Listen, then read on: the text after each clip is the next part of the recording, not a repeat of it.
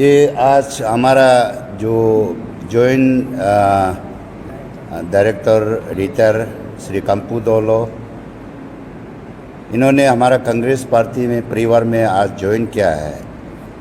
तो बहुत हमको लगता है हमारा पार्टी का ये है कि आप देखिए अरुणाचल में 70% रूरल एरिया है और इन्होंने 35 इयर्स रूरल डेवलपमेंट का डिपार्टमेंट में काम किया है और लोगों का रूरल एरिया में जहाँ में दुख तकलीफ को कैसे सेवा करना है, और वैसे भी तो बहुत सीनियर ऑफिसर है, तो ये पार्टी के लिए काफ़ी फ़ायदा होगा। और फ़ायदा का बाद में हमारा कांग्रेस लोग जो है हमारा कंपू दोलो के लिए उसका नॉलेज को लेके लोगों का दुख तकलीफ जहाँ पे रूरल एरिया पे लोग रहता है, तो जहाँ जैसे ये सारा संसार मालूम है कि अरुणाचल जो है चाइना बॉर्डर में है बोल के, और हमारा अरुणाचल में 70% रूरल एरिया है और 30% अर्बन एरिया है।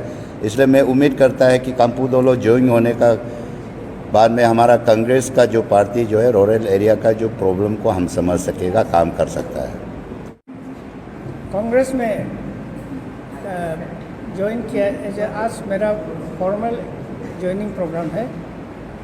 तो मैं कांग्रेस में आके डिसिप्लिन का साथ में काम करने आया है। मेरा जितना सीनियर लीडर लोग हमको जहाँ भी ड्यूटी प्लेस करेगा मैं सारा निभाऊंगा, और मेरा जितना एक्सपीरियंस है, जितना कांग्रेस जितना इंडिया का एंटी पॉवर्टी प्रोग्राम है, जैसे कि IAY है, अभी IAY को चेंज करके PMAYG और PMAYU लिखा है, तो कांग्रेस ने शुरुआत किया था ये एंटी पॉवर्टी प्रोग्राम।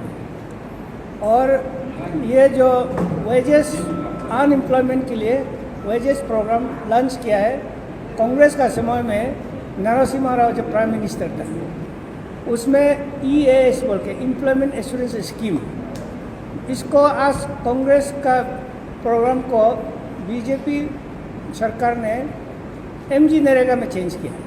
बाकी नाम चेंज किया, बॉडी वही है। तो जितना एंटी पॉवर्टी प्रोग्राम में हम रूरल डेवलपमेंट डिपार्टमेंट में बैठ के काफ़ी काम किया, और मैं कैसा रूरल एरिया में कैसे काम करता है हर स्कीम का मेरा नॉलेज है।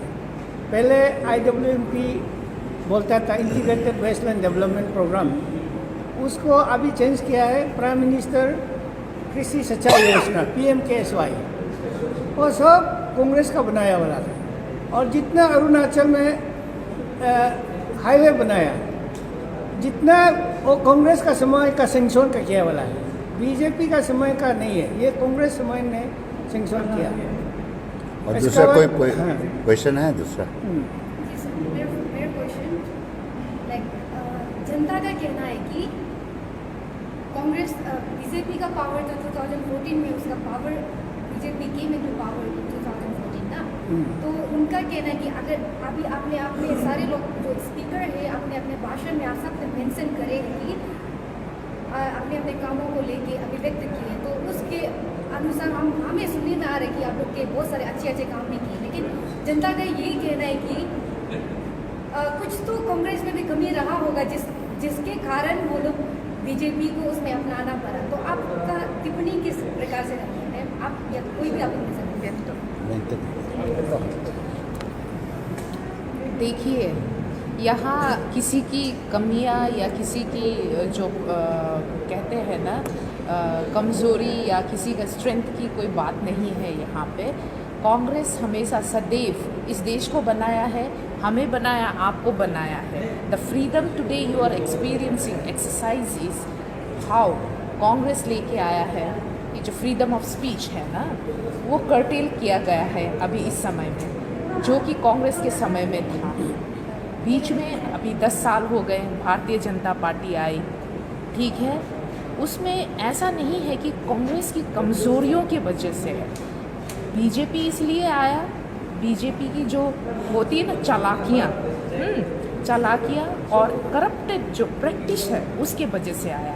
आपको पता है उन्होंने कितने झूठे वादे किए, उन्होंने कितने सारे करप्टेड प्रोसेस अपनाए, जैसे EVM मशीन को हाईजैक करना, लोगों से झूठे वादे करना, लोगों को भरोसा दे के उनको तोड़ना, उसी बेसिस पे वो पावर पे आया है। आज क्या है, जनता जाग गई है, जनता को पता चल गया है कि उन्होंने जो डिसीजन लिया था भारतीय जनता पार्टी पर भरोसा करके, वो एक भ्रम था। तो अब वो भ्रम टूट गया है। कांग्रेस हमेशा, अब वो कांग्रेस की तरफ वो रुख मुड़ रहा है। तो कांग्रेस हमेशा था, है और रहेगा, इसमें कमज़ोरी वाली बात नहीं है। ये बात आप सबको पता होना चाहिए। वन मोर क्वेश्चन है आप सबसे, जितने भी कांग्रेस के प्रवक्ता हैं, जनता का ये कहना है कि जब आप सत्ता में आ जाते हैं, कोई भी पार्टी, अपना स्वभाव तो बदल ही देते हैं। तो आपका इसमें क्या टिप्पणी रहेगा? आप जब सत्ता में आ जाते, पावर में आ जाते, तो उसका स्वभाव बदल जाते हैं सब। अभी चुनाव का समय बहुत ही नज़दीक है, तो इस नज़दीकी में सारे जितने भी प्रवक्ता हैं वो तो अच्छे अच्छे वादे करेंगे, अच्छी अच्छी बातों को, अच्छे अच्छे शब्द को रखेंगे, लेकिन जब पावर में आ जाते हैं तो उनका कार्य, उसका जो स्वभाव है वो बदल जाते हैं। उस पर क्या टिप्पणी रहेंगे? देखिए, स्वाभाविक है, लोग बदलते रहते हैं ना, ये प्राकृतिक का एक नियम है कि लोग बदलते हैं, ठीक है। तो लोग बदलने से पार्टी का बदलना ज़रूरी है, ऐसा नहीं है। अगर कांग्रेस बदलता तो आज जनता कांग्रेस के लिए नहीं रोता। अगर कांग्रेस बदलता, आज कांग्रेस के जितने भी स्कीम्स है, पॉलिसी है, प्रोग्राम है, उनकी मान्यता नहीं रहती।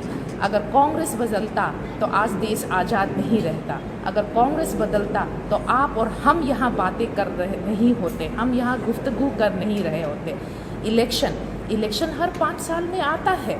It's a reminder that what Congress has done, what Congress will do, what Congress will continue to do. ये है इलेक्शन का प्रोसेस, इट्स अ रिमाइंडर। ऐसा नहीं है कि यहाँ अच्छे अच्छे वादे करते हैं, हमने हमेशा अच्छे वादे किए हैं लेकिन उस पर अमल किया है। ऐसा नहीं है कि इट शुड बी ब्रोकन, ठीक है। तो ऐसा हमने किया है, इसलिए आज भी कांग्रेस है, कल को भी होगा। हमारा कांग्रेस परिवार हमेशा बड़ा था, बिग है, वो हमेशा रहेगा। अगर ऐसा होता कि अच्छे अच्छे वादे करके लोगों को हम यहाँ पे लुभाते हैं तो आज कांग्रेस का पूरा ये दरबार खाली रहता। हमारे यहाँ वाई साहब जैसे बड़े नेता नहीं रहते, कुंपू दोलो जैसे रिटायर्ड ऑफिसर वो अपना एक्सपर्टीज शेयर करने कांग्रेस को ज्वाइन नहीं करते। शामा यंगफो जैसे जो विजनरी जो यूथ है, वो लीडर है, वो कांग्रेस को ज्वाइन नहीं करते दूसरे पार्टी जैसे पीपल्स पार्टी ऑफ अरुणाचल को छोड़ के। तो कांग्रेस कभी झूठा वादा नहीं करता, चाहे वो इलेक्शन रहे ना रहे। Election is just a process to remind the people that we are there for you.